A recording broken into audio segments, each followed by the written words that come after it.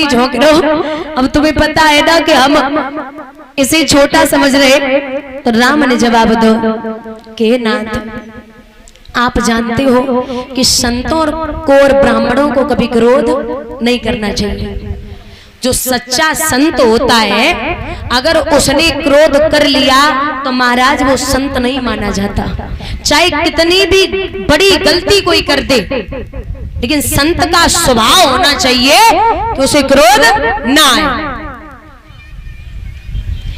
एक संत जी गंगा स्नान करने के लिए पहुंचे तो वहां पे उन्होंने डुबकी लगाई और जैसे ही डुबकी लगाए कि बाहर आए तो निगाह पहुंची एक बिच्छू गंगा में बहता हुआ जा रहा। तो संत जी की निगाह जब गई तो विचार करो कि मर जाएगा ये, इसे निकाल ले।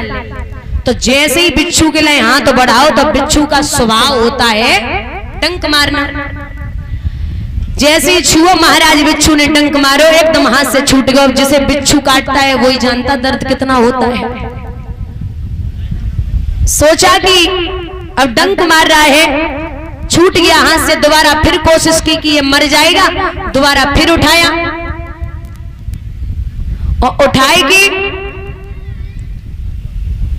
कोशिश करी तो माने वही फिर डंक मारो। तीसरी बार फिर उठाओ माने फिर डंक मारो। परीक्षित एक बार नहीं 50 बार महात्मा ने बिच्छू को बचाने की कोशिश करी और 50 बार बिच्छू ने वही काम किया।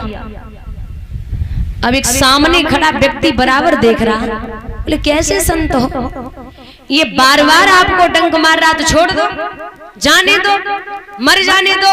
जब वो बचना ही नहीं चाहता तो संत मुस्कुरा के उस व्यक्ति को जवाब देते हैं कि बेटा, जो मेरा काम है, जो मनुष्य का काम है और संतों का काम है वो मैं कर रहा हूं, और जो इसका काम है वो ये कर रहा है। न इसकी गलती है न मेरी गलती, काम दोनों ही कर रही है। अपना कर्म कर रहा, हम अपना कर्म कर रहे। मेरा काम है बचाना, इसका काम है काटना, डंक मारना।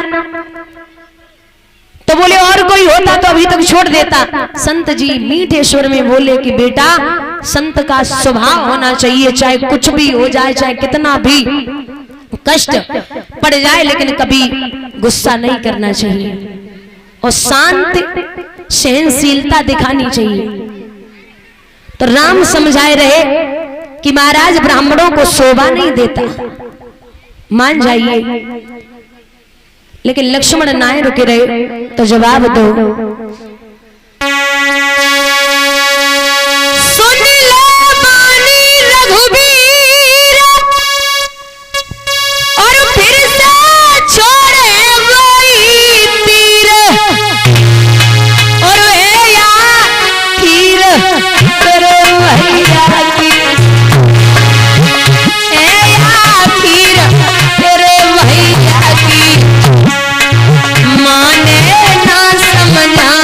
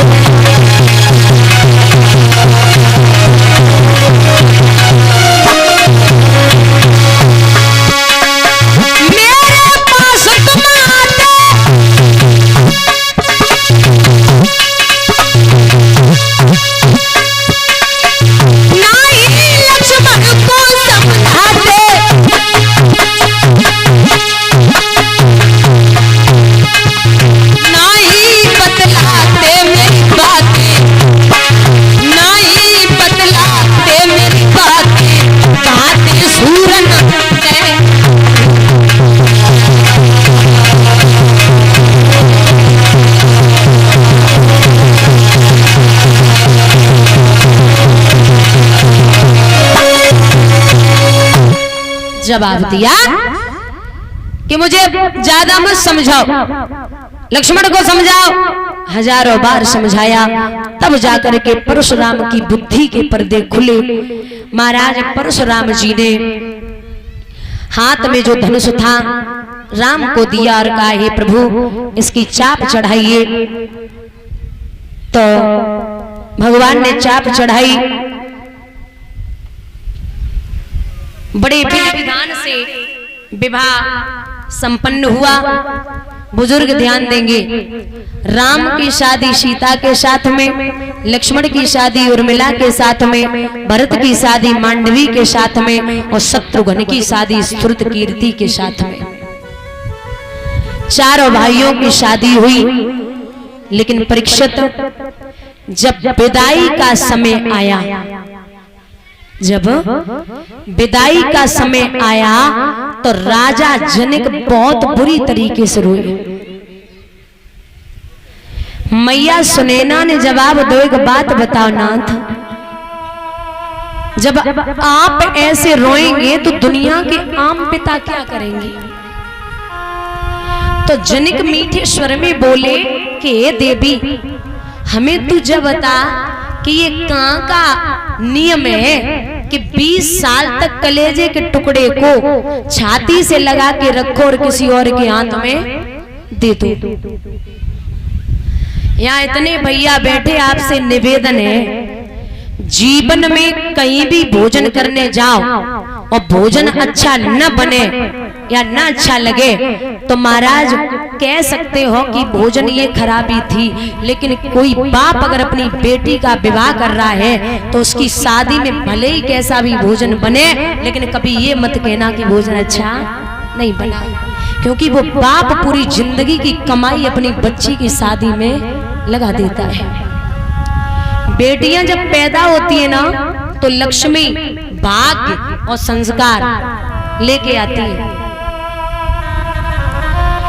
एक बाप अपनी बेटी की आंखों में आंसू शादी से पहले भले ही देख ले, लेकिन शादी के बाद नहीं देख सकता। जो संस्कारी बेटियां होती हैं ना, वो चाहे परिवार में कितनी भी लड़ाई हो जाए, लेकिन अपने चाचा ताऊ चाची किसी से भी नहीं लड़ती। उन्हें पता है कि मुझे यहाँ नहीं रहना, मुझे पराए घर जाना है, तो मैं क्यों सबकी बुरी बन जाऊं। नहीं लड़ती, ना जवाब देती है। और कुछ बेटियां तो ऐसी होती हैं, उन्हें अच्छे से पता हो कि मेरा पिता जहां करके आ रहा है वहां परिवार अच्छा नहीं है, लेकिन कभी जबान नहीं खोलती। लड़के को अगर लड़की पसंद ना आए तो मना कर देगा, मैं शादी नहीं कर सकता। लेकिन बेटी खूब अच्छे से जाने कि मेरा पिता करके आ रहा है तो महाराज खूब जानती हूँ, तब भी मना नहीं करती। बेटी कभी आप एक काम करना, बच्चा लड़का छोटा हो उसे टूटा हुआ खिलौना देना तो फेंक देगा, लेकिन कभी बेटियों को आप टूटा हुआ खिलौना देना बड़े चाव से खेलेंगे। बेटे से पूछना कि बेटा बाहर जा रहा हूं, बाजार कुछ लेके आऊं, तो बताएगा जरूर कुछ न कुछ। लेकिन कभी बेटी से पूछना तो बस एक ही बात कहेगी कि पिताजी आप जा रहे हो, बस सही सलामत वापस आ जाना।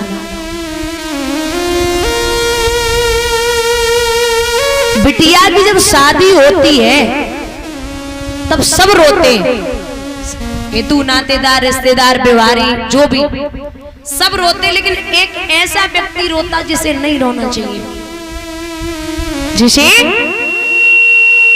नहीं रोना चाहिए, और वो है बेटी का भाई। पता है क्यों?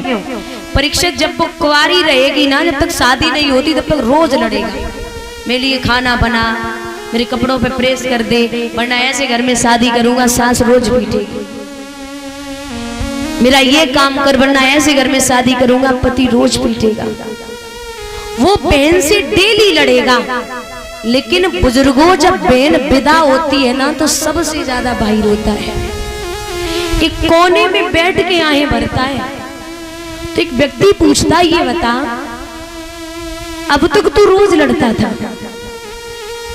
आज का बात है, काहे को इतना रोयो? तो वो भाई मुंह को छुपा करके जवाब देता है कि बीरन अगर मैं घर आने में लेट हो गया ना तो इसने 50 फोन कर दिए, तू कहाँ है, कहाँ मर रहा है, आ नहीं रहा। और अगर मैंने धोखे से खाना नहीं खाया तो ये फोन करके कहेगी कि घर आ जा, खाना खा ले आके तभी खाऊंगी। और इसने खाना ये ले भी आई और मैंने एक टुकड़ा तोड़ के मुंह में रख लिया और इससे कहा कि मुझे भूख नहीं है, तो क्या मजा लिए खाना खा ले। रोज लड़ेगी, रोज मारेगी, पीटेगी, खुद पीटेगी, लेकिन महाराज छोड़ के नहीं जाती। आज से न कोई लड़ाई करने वाला होगा और ना ही कोई मुझे मनाने वाला होगा।